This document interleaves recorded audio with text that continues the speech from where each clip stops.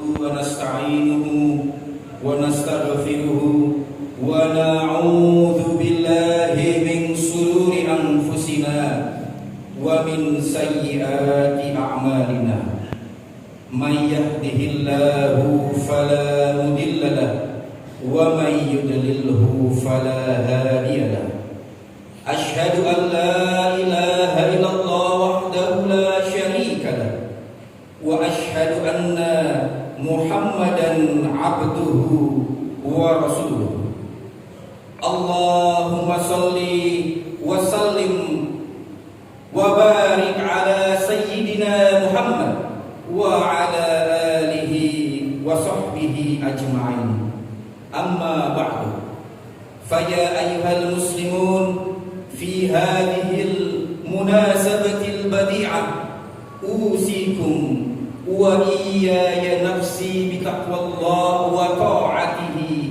لعلكم تفلحون حيث قال الله تعالى يا أيها الذين آمنوا اتقوا الله ولا تموتن إلا وأنتم مسلمون وقال رسول الله في حديثه اتق الله حيثما كنت وأتبع السيئة الحسنة tamhuha wa khaliqin nasa bi khuluqin hasanin.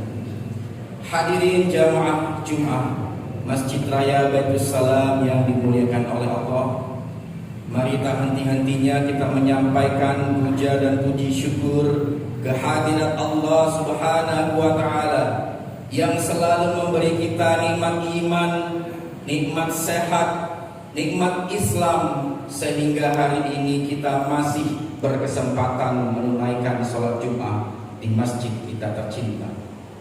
Sholawat dan salam mari kita sampaikan kepada Nabi mulia kita, pemimpin kita, teladan kita, pemberi syafaat kita, Nabi mulia Rasulullah Muhammad sallallahu alaihi wasallam bersama keluarga beserta para sahabatnya. Atas jasa beliau, hari ini kita masih menjadi seorang muslim yang baik. Pada kesempatan yang mulia ini, khatib mengajak diri khatib sendiri dan mengajak jamaah sekalian untuk senantiasa meningkatkan, mengoptimalkan, mengakselerasi iman dan takwa kita kepada Allah Subhanahu wa ta'ala. Takwa dengan sebenar-benar takwa. Takwa dalam pengertian yang sederhana, menjalankan semua perintah Allah dan menjauhi semua larangannya, maupun takwa dengan pengertian yang lebih mendalam, selalu merasa dekat dengan Allah. Pada kesempatan mulia ini, izinkan khatib menyampaikan khutbah dengan tema menjaga ukhuwah dan budaya penghormatan. Hadirin jamaah Jumat Baitul Salam yang dimuliakan Allah, akhir-akhir ini kita mendapatkan berita-berita negatif yang memprihatinkan kita tentang perilaku anak-anak kita, remaja-remaja kita, dan generasi muda kita terkait dengan perilaku perundungan atau bullying di antara sesama mereka yang terjadi di sekolah-sekolah kita, dari sekolah SD, SMP, SMA, bahkan hingga perguruan tinggi. Ditambah pula dengan semakin banyaknya kasus bunuh diri di antara generasi muda kita.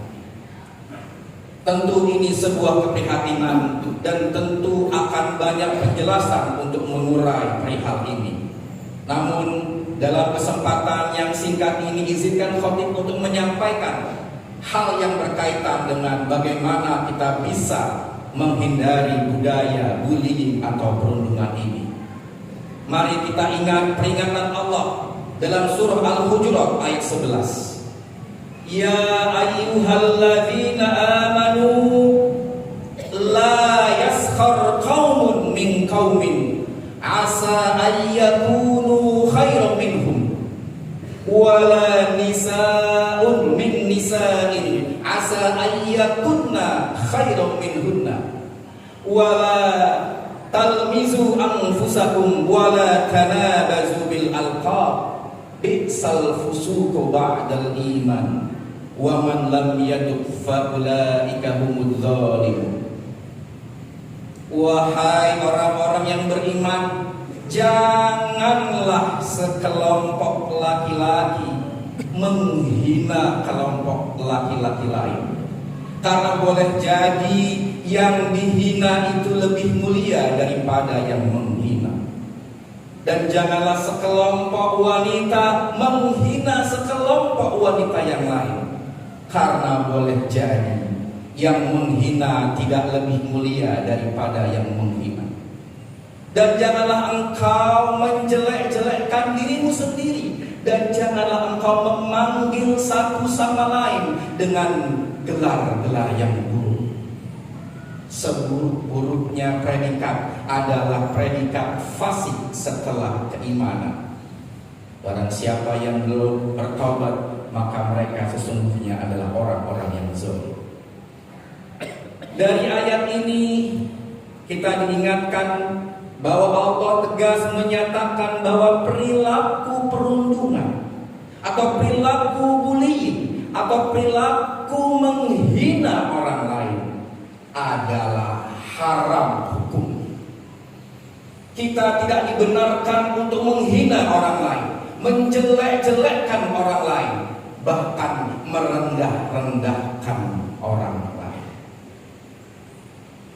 Karena boleh jadi yang menghina tidak lebih mulia daripada yang dihina. Kalau kita melakukannya, kita terancam akan menjadi orang yang bangkrut di akhirat nanti. Rasulullah berkata, siapa mereka yang bangkrut di akhirat nanti? Orang yang bangkrut di akhirat nanti bukanlah mereka yang tidak punya amal, bukanlah orang yang belum pernah beramal. Justru orang yang bangkrut di akhirat nanti adalah orang yang amalnya banyak sekali. Amal puasa, amal sedekah, amal haji, dan amal-amal kebaikannya. Tetapi ketika bersamaan amal-amal itu ditunjukkan, muncullah orang-orang, segelintir orang atau banyak orang yang melaporkan kepada Allah bahwa mereka pernah dianiaya, pernah disakiti, pernah difitnah oleh orang yang punya amal ini. Lalu setelah ditimbang, kebaikan-kebaikan dari orang yang beramal ini dipindahkan kepada orang yang dihina. Setelah ditimbang, amal kebaikannya menjadi nol. Lalu ditimbang lagi dosa-dosa yang ada pada yang si penghina ini dipindahkan kepada orang yang dihina. Jadilah orang ini minus kebaikan. Inilah orang yang bangkrut sebenarnya di akhirat. Na'udzubillah tsumma na'udzubillah.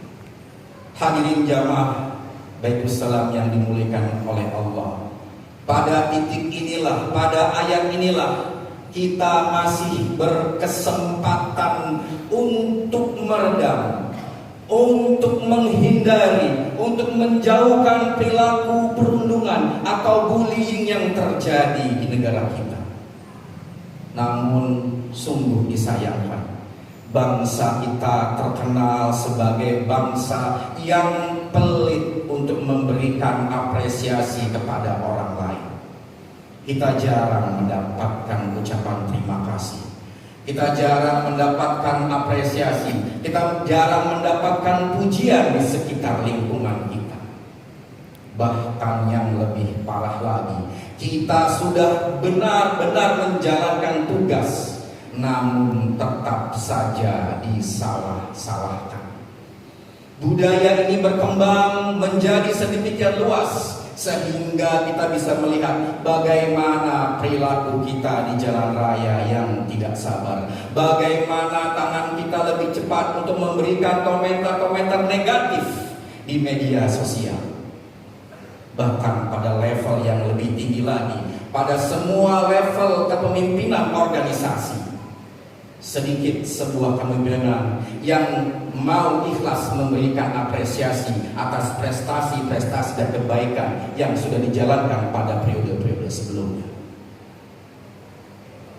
Maka ayat ini mengingatkan kembali kepada kita, belum terlambat. Kita masih punya kesempatan untuk membangun budaya menghormati.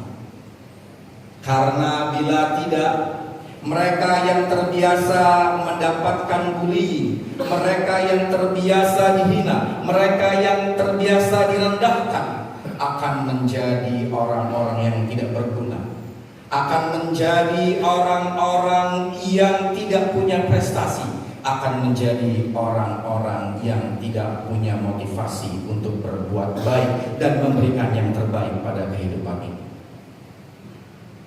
Hanya mereka yang sudah tidak lagi bisa menghormati dirinya sendirilah yang mampu dan tega menghina orang lain.